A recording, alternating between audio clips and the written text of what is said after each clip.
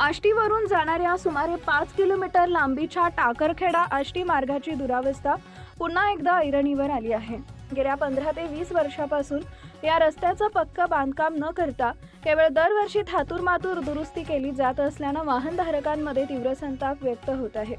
दरवर्षी लाखो रुपयांचा खर्च करून खड्डे बुजवले जातात, मात्र पुढील पावसाळ्यात रस्ता पुन्हा उघडतो असा दुष्टचक्राचा अनुभव नागरिक घेत आहेत। यंदाही वृत्तपत्रात बातम्या प्रसिद्ध झाल्यानंतर सार्वजनिक बांधकाम विभागानं घाईघाईनं खड्डे बुजवले, मात्र रस्त्यावर गिट्टी आणि धूळ तशीच पसरलेली राहिल्यानं परिस्थिती अधिकच धोकादायक बनली आहे।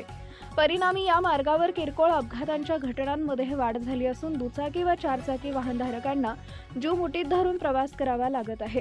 वाहन चालवताना अक्षरशः तारेवरची कसरत करावी लागत असल्याची प्रतिक्रिया वाहनधारकांकडून व्यक्त होतीये। या मार्गासाठी ग्रामपंचायतीचे उपसरपंच प्रदीप शेंडे यांनी यापूर्वी आंदोलनही केलं होतं। आंदोलनानंतर तात्पुरती दुरुस्ती करण्यात आली, मात्र ती दीर्घकाळ टिकणारी ठरली नाही असं चित्र पुन्हा दिसून येत आहे। सध्या रस्त्यावर विखुरलेली गिट्टी, खड्डे व उखडलेले डांबर यामुळे प्रवास अधिक धोकादायक झाला आहे। दरवर्षीची उधळपट्टी थांबून या रस्त्याचे पक्के डांबरीकरण, सिमेंट काँक्रीटचे बांधकाम तातडीनं करावे, अन्यथा तीव्र आंदोलन छेडलं जाईल असा इशारा नागरिक व वाहनधारकांकडून दिला जात आहे। सार्वजनिक बांधकाम विभागानं तात्पुरत्या उपाययोजनांऐवजी कायमस्वरूपी उपाय करावेत अशी जोरदार मागणी होत आहे।